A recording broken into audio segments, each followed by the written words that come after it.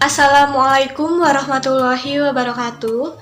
Perkenalkan, saya Rike Nurul Garini dengan NIM 5111201292 dari kelas 2H. Di sini saya akan membahas mengenai slide kedua, yaitu sebenarnya apa itu UMKM.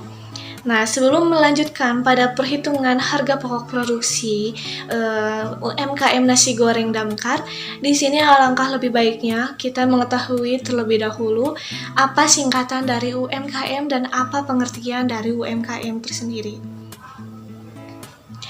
Pengertian UMKM di sini itu dibagi menjadi 4, yaitu diantaranya ada 3 dari para ahli dan juga ada 1 dari undang-undang ya.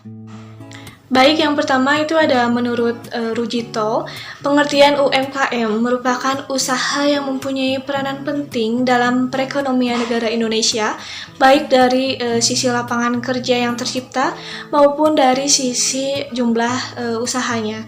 Seperti yang kita ketahui, UMKM di sini tuh sangat banyak ya, di setiap daerah pasti selalu ada.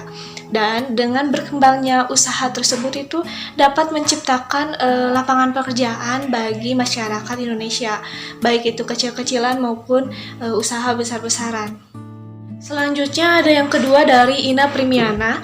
UMKM di sini merupakan pengembangan kegiatan ekonomi utama yang menjadi motor penggerak pembangunan Indonesia. 4 kegiatan ekonomi utama di sini diantaranya ada industri manufaktur, agribisnis, bisnis kelautan, dan juga sumber daya manusia. Selanjutnya yang ketiga itu menurut M. Kuartono, di mana UMKM di sini adalah kegiatan ekonomi rakyat yang mempunyai kekayaan bersih itu maksimal 200 juta, di mana tanah dan bangunan tempat usaha ini tidak diperhitungkan begitu. Atau juga mereka yang mempunyai omset penjualan tahunan ini paling besar itu 1 miliar dan mereka merupakan warga negara Indonesia. Selanjutnya yang terakhir itu menurut Undang-Undang Nomor 20 Tahun 2008, UMKM di sini merupakan usaha produktif milik perorangan ataupun badan usaha yang sudah memenuhi kriteria sebagai usaha mikro. Nah, nasi goreng itu yaitu nasi yang digoreng di minyak, mentega, ataupun margarin gitu ya. Nah, nasi goreng juga sering ditambahkan bawang merah, bawang putih, kerupuk, ataupun kecap manis, kecap pedas, dan lainnya. Ataupun ayam, ataupun telur, daging, ataupun yang lainnya. Nah, kemudian nasi goreng juga dikenal sebagai makanan nasional Indonesia. Nah, karena nasi goreng itu dapat dinikmati secara sederhana di warung tepi jalan, ataupun gerobak yang berjualan berkeliling gitu ya.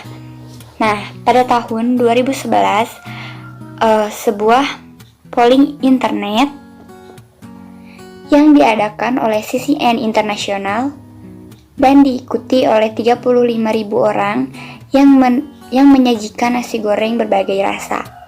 Kemudian nasi goreng juga memiliki peringkat kedua dalam daftar 50 nama makanan terlezat di dunia setelah rendang. Nah, nasi goreng itu memanglah sangat lezat gitu. Bisa dirasakan ataupun dicari di pinggir-pinggir jalan, ataupun sekarang di restoran-restoran terkenal juga atau restoran besar juga sudah ada. Assalamualaikum warahmatullahi wabarakatuh. Nama saya Zainina Khoiri Amalia. Di sini saya akan menjelaskan tentang sejarah perjalanan nasi goreng yang dimiliki oleh Bapak Suradi. Nah, jadi Bapak Suradi ini adalah seorang pengusaha nasi goreng. Di tahun 2004, Bapak Suradi diajarkan oleh sepupunya untuk memasak nasi goreng dari resep hingga cara membuat nasi goreng yang sangat lezat. Nah, sepupu Pak Suradi ini merekomendasikan untuk Pak Suradi itu buat usaha sendiri, yaitu nasi goreng, menjual nasi goreng. Dan pada akhirnya Pak Suradi membuat roda dengan modal sendiri dan mencari tempat untuk berjualan. Setelah roda dan tempat siap, lalu Pak Suradi mulai merintis usahanya pada tahun 2004. Awal mula berjual Pak Suradi ini tuh harga satu porsi nasi gorengnya tuh 7.500. Dan pada saat itu, pada hari pertama dia jualan tuh yang belinya tuh cuma 2 orang. Jadi dan seminggu kemudian pengunjung bertambah sedikit demi sedikit. Pada saat itu juga Pak Suradi hampir menyerah dan tidak akan menjual nasi goreng lagi, tapi dengan dibantu oleh semangat istrinya dan anak-anaknya dan semua keluarganya, dan akhirnya beliau semangat kembali untuk merintis usaha tersebut. Nah, pada tahun 2004 sampai 2010 varian nasi gorengnya tuh masih biasa aja, jadi masih kayak ada sosis, bakso kayak gitu. Nah, dan dari 2010 sampai 2000 sekarang 2021 menambah varian, yaitu kayak nasi goreng kambing, terus ada bihun juga, capcay, dan kuitiau. Sampai sekarang pun Pak Suradi memiliki 11 karyawan, di mana diantaranya tuh 7 sebagai mantan karyawan keluar karena alasan ingin membuat usaha sendiri, dan sisanya yang 4 masih tetap bekerja di Bapak Suradi ini. Dua orang yang di cabang, 2 orang yang di pusat. Assalamualaikum warahmatullahi wabarakatuh. Perkenalkan, nama saya Siti Habibah dengan nomor NIM 511201290. Kali ini saya akan memberikan sedikit definisi tentang apa itu harga pokok produksi atau HPP. Dalam buku akuntansi biaya karya Hongren, beliau menjelaskan bahwa harga pokok produksi atau cost of good manufacture merupakan biaya barang yang dibeli untuk diproses dan diproduksi sampai selesai, baik sebelum atau sesudah periode akuntansi berjalan. Nah, sedangkan menurut charter, beliau menyatakan bahwa harga pokok produksi terdiri dari 3 elemen, yaitu biaya bahan baku langsung, biaya tenaga kerja langsung, dan biaya overhead pabrik. Dari definisi tersebut dapat disimpulkan bahwa harga pokok produksi merupakan pengorbanan sumber ekonomi yang dikeluarkan dengan satuan uang untuk memperoleh penghasilan.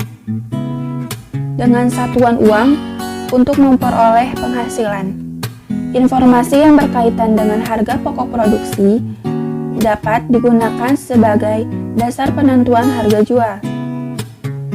Nah, lalu ada metode penentuan harga pokok produksi. Metode penentuan harga pokok produksi terbagi menjadi 2 macam. Yang pertama, metode full costing, dan yang kedua, metode variable costing. Yang pertama, metode full costing. Metode full costing adalah cara menghitung harga pokok produksi sekaligus cara menghitung biaya produksi yang dikeluarkan. Biaya-biaya yang dimaksud yaitu biaya tenaga kerja, biaya bahan baku, dan biaya overhead pabrik. Yang kedua, metode variable costing. Metode variable costing ini hanya menghitung harga pokok produksi dengan memperhitungkan biaya-biaya variabel saja. Maksudnya adalah cara menghitung harga pokok produksi yaitu dengan memperhitungkan biaya bahan baku, biaya tenaga kerja langsung, dan biaya overhead pabrik secara terperinci dan terpisah dalam periode tertentu. Assalamualaikum warahmatullahi wabarakatuh. Perkenalkan, nama saya Dina Ardianti dengan NIM 51120121295. Di sini saya akan menjelaskan tentang metode full costing. Metode full costing adalah metode penentuan harga pokok produksi yang membebankan seluruh biaya produksi kepada produk. Dalam metode full costing ini, semua unsur biaya produksi baik biaya tetap maupun biaya variabel dihitung sebagai harga pokok produksi. Adapun komponen dalam metode full costing ini terdiri dari yang pertama ada biaya bahan baku. Biaya bahan baku yaitu biaya yang digunakan untuk bahan-bahan yang bisa dengan mudah dan langsung diidentifikasikan dengan barang jadi. Dalam UMKM nasi goreng damkar ini, bahan bakunya merupakan nasi, minyak sayur, garam, dan penyedap rasa. Lalu yang kedua ada biaya tenaga kerja langsung.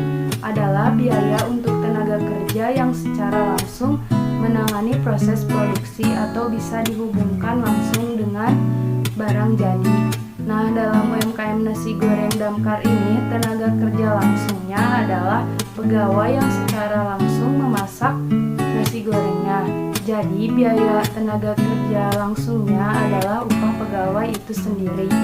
Yang ketiga ada biaya overhead pabrik tetap, yakni biaya yang tidak berubah meski volume produksinya terdapat perubahan.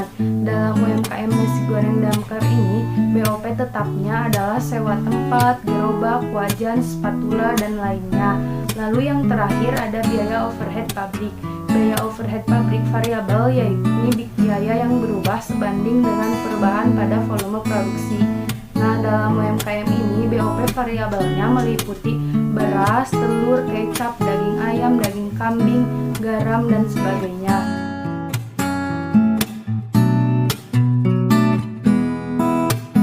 Assalamualaikum warahmatullahi wabarakatuh. Perkenalkan, nama saya Muhammad Itu Ramadan dari kelompok 1 akuntansi biaya. Di sini saya akan menjelaskan slide nomor 9.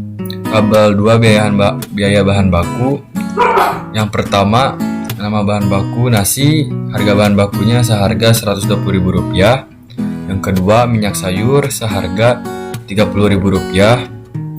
Yang ketiga, garam seharga Rp5.000. Yang keempat, penyedap rasa seharga Rp6.000.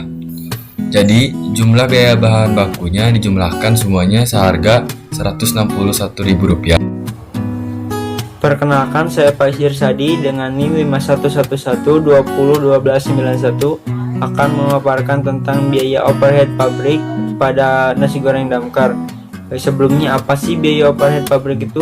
Biaya overhead pabrik merupakan biaya yang tidak bisa dikaitkan langsung dengan produksi suatu produk maupun jasa. Biaya overhead pabrik merupakan jenis pengeluaran yang pada semua jenis perusahaan. Biaya ini memiliki peran yang sangat penting bagi kelangsungan hidup sebuah bisnis maupun perusahaan. Berikut yang termasuk ke dalam biaya overhead pabrik nasi goreng damkar. Di antaranya yang pertama ada ati ampela seharga Rp15.000. Yang kedua ada ayam seharga Rp60.000. Yang ketiga ada bakso seharga Rp5.000. Yang keempat ada bawang bombay seharga Rp3.000. Yang kelima ada bawang merah seharga Rp5.000. Yang keenam ada bawang putih seharga Rp5.000. Yang ketujuh ada cabai merah seharga Rp5.000. Yang kedelapan ada daging kambing seharga Rp30.000. Yang kesembilan ada gas seharga Rp50.000. Yang kesepuluh ada kecap seharga Rp45.000. Yang kesebelas ada kemiri seharga Rp2.000. Yang ke-12 ada kerupuk seharga Rp14.000. Yang ke-13 ada lengkuas seharga Rp1.000. Yang ke-14 ada merica bubuk seharga Rp2.000. Yang ke-15 ada pala seharga Rp1.000. Yang ke-16 ada serai seharga Rp1.000. Yang ke-17 ada sosis seharga Rp5.000. Yang ke-18 ada telur seharga Rp110.000. Yang ke-19 ada timun seharga Rp15.000. Yang ke-20 ada tomat seharga Rp8.000. Dan yang terakhir ada udang kering seharga Rp2.000. Jumlah biaya overhead pabrik ini yaitu seharga Rp384.000. Assalamualaikum warahmatullahi wabarakatuh. Di sini saya Sani Fatsar Rahman akan melanjutkan presentasi tentang UMKM di bagian biaya tenaga kerja. Dan di biaya tenaga kerja itu dibagi menjadi dua. Yang pertama itu biaya tenaga kerja langsung dan biaya tenaga kerja tidak langsung. Dan untuk yang pertama kita akan membahas biaya tenaga kerja langsung. Di sini terdapat dua pegawai, yaitu pegawai pertama mendapatkan gaji sekitar Rp2.000.000 dan pegawai kedua mendapatkan gaji sekitar Rp1,5 juta. Di sini ada biaya bahan baku yang nominalnya sebesar Rp161.000 dan ditambahkan dengan biaya tenaga kerja menjadi Rp3.661.000 dan ditambahkan lagi dengan biaya overhead pabrik yaitu sebesar Rp384.000, dan menjadi harga pokok produksi atau yang biasa disebut HPP ada menjadi Rp4.045.000.